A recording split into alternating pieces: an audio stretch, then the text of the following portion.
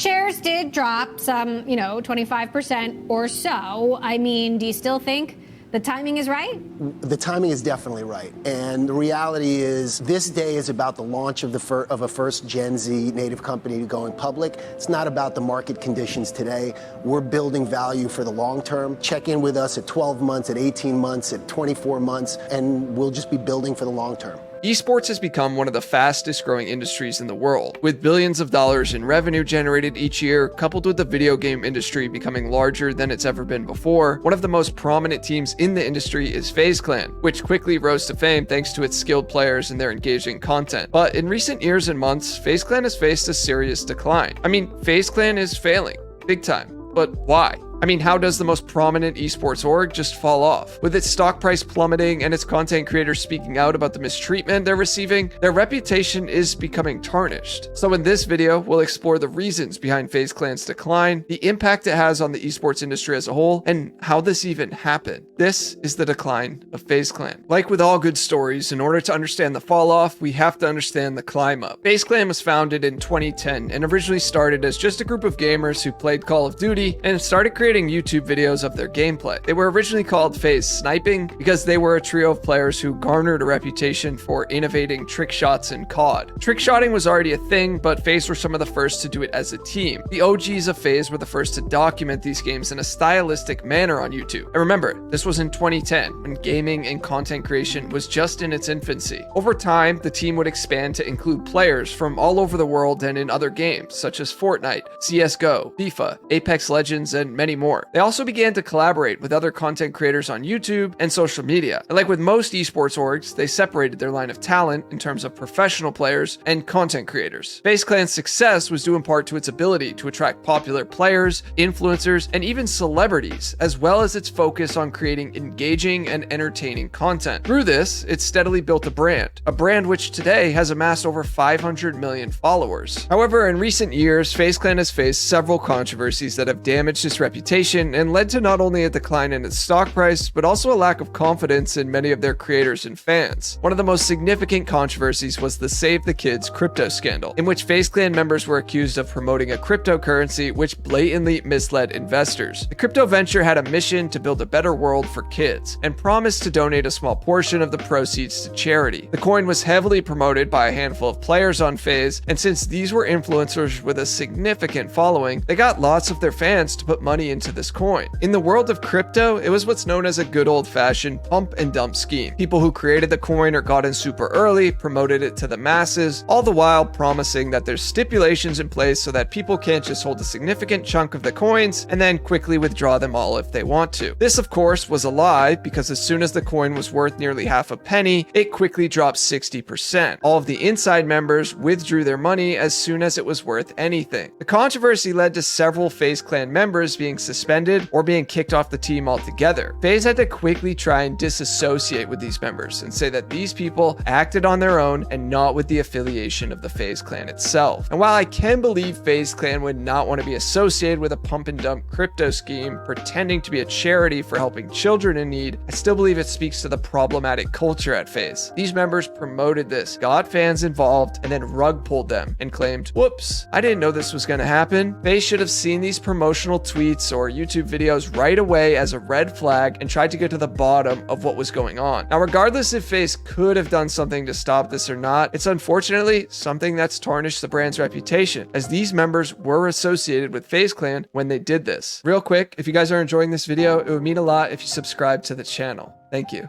In addition to the crypto scandal, FaZe Clan has faced criticism for its treatment of its players and content creators. Many former members have spoken out about being underpaid or mistreated by the org. And back in 2019, prominent team member Tfue filed a lawsuit against FaZe Clan alleging that the contract he signed was oppressive, onerous, and one-sided. The contract between him and FaZe was supposed to be a standard talent agreement, which outlined the terms of their partnership, including revenue sharing and sponsorship deals. But the more this was looked into, the less less and less it looked like a standard talent agreement. Tfue claimed that FaZe had taken advantage of him and other young content creators by offering them unfair contracts that prevented them from pursuing their own opportunities. Specifically, he claimed that the contract with FaZe had prohibited him from engaging in activities outside of FaZe, such as sponsorships and social media promotions, without the org's approval. Now, a huge reason for this is because if FaZe brought Tfue a sponsorship deal, FaZe would get a much larger cut from the deal rather than if a brand connected with Tfue on his own. Tfue also alleged that FaZe had taken a significant portion of his tournament earnings and his revenue from his social media channels. But on May 23rd, part of the FaZe contract was leaked, and it showed what splits FaZe had in place for Tfue. This did not look good. FaZe Clan was taking a significant portion of his earnings, particularly the brand deals that Tfue would bring in himself. And this is where content creators can make the most amount of their money. The lawsuit sparked a heated debate in the esports community about the treatment of content creators by these orgs. Many people saw Tfue's case as a wake-up call for the industry to improve its practices and ensure that content creators are treated fairly and given more opportunities to grow their careers. In August 2019, FaZe Clan and Tfue settled the lawsuit outside of court, with the terms of the settlement remaining confidential. Tfue left FaZe Clan soon after the settlement and has since continued to grow his career as a professional gamer and content creator. Now, I believe, while not unique to esports, this is just another example of older people trying to take advantage of younger, naive talent. Some talent agencies will try to take advantage of their creators by getting them to sign oppressive contracts that ultimately make the agency more money and leave out a significant portion of revenue for the creator. This has happened from Hollywood to the music industry, and now it's here in the esports and content creation world. And I would love to say that it stopped there, but FaZe hasn't learned its lesson from this. As of the last few weeks, 2 other prominent FaZe Clan members have spoken up about their mistreatment that sounds very familiar to the concerns Tfue raised back in 2019. FaZe Rain and FaZe Tico have both made public statements on their YouTube channels to call out FaZe Clan regarding some of their business practices. They've both made claims stating issues with payments, lack of clarity around what their roles are within FaZe, and stock compensation issues. They both keep going back to the fact that the FaZe Clan they know and love just isn't the same these days. They claim to still love the brand, but they don't love the current structure of the company and what it's turned into. Now, this has prompted a series of back and forth reaction videos on YouTube from many different members of FaZe, but there was really no official response from FaZe Clan itself until early last week when they tweeted this out. It's clear that the FaZe Clan that used to be is far from the FaZe Clan we see today. And a huge reason why is because FaZe sought outside investments in hope of drawing on that capital to expand and grow. With that, they eventually took the company public through what's known as a SPAC deal. Now, this drastically changes how a company operates, especially when compared to FaZe Clan's roots. All of these issues discussed this far have led to a loss of trust amongst fans and investors and have contributed to FaZe Clan's decline. But the reasons why FaZe Clan's stock is plummeting and why they're on the verge of having their stock delisted is something you're gonna want to hear. FaZe Clan went public in July of 2022 with an initial valuation of $1 billion.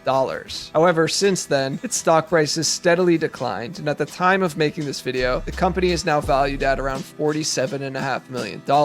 Now, it's important to note there are several more reasons that are very different from the ones I already mentioned that have resulted in FaZe Clan's stock plummeting. First, however, I have to address just how ludicrous it was for FaZe to claim that their company was worth $1 billion. It's almost like they just had dollar signs for eyeballs and they got seduced by the sexiness of going public. But this business model for esports orgs and the way deals are structured right now, I just don't know how you could justify a $1 billion valuation. I mean, look at something like the Utah Jazz. They sold for $1.66 billion in 2020, and the Phoenix Suns just sold for $4 billion earlier this year. But these are established, decades-old organizations and brands with established revenue streams, ticket sales, broadcasting rights, etc. I mean, how do you even compare that to something like FaZe Clan? There's no way they were ever worth $1 billion because that is just such a purely speculative valuation in my mind. Second, the more obvious reason behind their current stock price is the fact that they are not a profitable company. Looking at their earnings statements, you can quickly see they are burning cash and losing money every quarter. They also decided to go public at a really bad time. With interest rates rising and unprofitable companies getting hung out to dry on Wall Street, this type of company is going to be treated as a speculative tech company, and this is not a great time for tech companies on the stock market. Although the CEO, Lee Trink, doubled down on this when asked during their public debut on the NASDAQ, which is not a good look in hindsight, but I'm just not sure why FaZe Clan thought this is the right valuation and the right time to go public, but I'm sure it could just be boiled down to plain old greed. Lastly, FaZe Clan's business model is heavily dependent on sponsorships, brand deals, and merch. These all can be fickle and unpredictable. In the last year, there has been a trend towards companies having to be more frugal, which can seriously affect advertising budgets. Not to mention, with all of the public discourse surrounding FaZe lately, it'll only make it harder to try and convince a Fortune 500 company like McDonald's to be willing to partner with them on sponsorships. This has made it harder for FaZe Clan to secure lucrative deals and has contributed to this decline. On March 23rd, 2023, FaZe Clan was served a deficiency notice from the NASDAQ, as their share price has been below $1 for over 30 consecutive days. It remains to be seen what will happen here, but there is a rumor that FaZe Clan is looking to make a deal to try to take the company back private. The decline of FaZe Clan should serve as a cautionary tale for the esports industry, but it's not just a problem for the org itself. It has much wider implications for the industry as a whole. See, esports is still a relatively new and rapidly evolving industry, and it's important that it tries to maintain a positive image and reputation if it is to continue to grow and attract investment. Let me be abundantly clear. FaZe is the lack of success on the market, and you could say that was their own doing, and they